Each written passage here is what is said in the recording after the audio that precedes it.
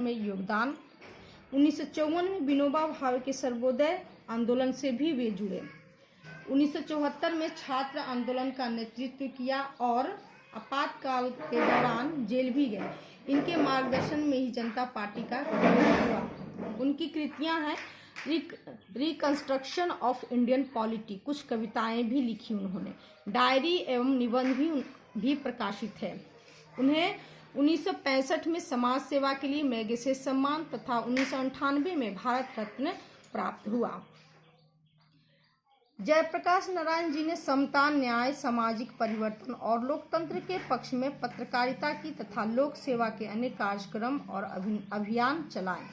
पड़ोसी देश नेपाल में लोकशाही के लिए हुए संघर्ष में भी उनका योगदान रहा। गांधीवाद के संसर्ग में आकर उन्होंने अपनी लोकनिष्ठा अधिक सुदृढ़ की तथा विनोबा भावे के भूदान आंदोलन में उल्लेखनीय रचनात्मक भूमिका निभाई। 60 के दशक में अपनी ईमानदारी, त्याग और निस्वार्थ लोक सेवा के कारण जनता के बीच अर्जित अपनी विश्वसनीयता के चलते उन्होंने डाकुओं के हृदय में भी परिवर्तन कर दिया। आगे हम देखते हैं कि जब देश में आपातकाल लागू हुआ और जनतांत्रिक अधिकारों का क्रूरतापूर्वक दमन किया जाने लगा, तब बिहार, गुजरात सहित समूचे देश में छात्रों, युवाओं का आक्रोश फूट पड़ा।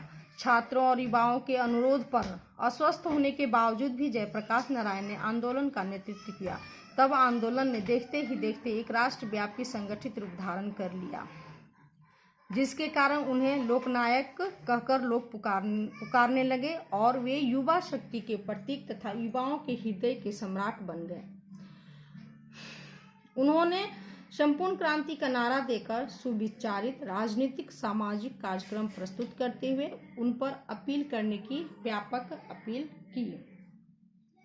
जयप्रकाश नारायण ने 5 जून 1974 ईस्वी को पटना के गांधी मैदान में संपूर्ण क्रांति का ऐतिहासिक भाषण दिया था, जिसका संपूर्ण भाषण स्वतंत्र पुस्तिका के रूप में जन मुक्ति पटना से प्रकाशित है। जयप्रकाश नारायण के भाषण को सुनने के लिए लाखों लाख की संख्या में संपूर्ण प्रदेश और देश के विविध क्षेत्रों से आए लोगों, विशेषकर युवा वर्ग के उस ऐतिहासिक जन सम्मर्द के बीच लोकनायक ने अस्वस्थता के दशा में भी शांतिपूर्वक अपनी बातें कहीं, जिससे संपूर्ण जनता मंत्रमुग्ध होकर सुनती रही। उनका यह भाषण लोगों के हृदय में क्रांतिकारी विचार धधक उठे और आंदोलन ने विराट रूप धारण कर लिया। आज तक ऐसा भीड़ पटना के गांधी मैदान में कभी नहीं हुआ। उसी भाषण का अंश पाठ के रूप में प्रस्तुत है। धन्यवाद।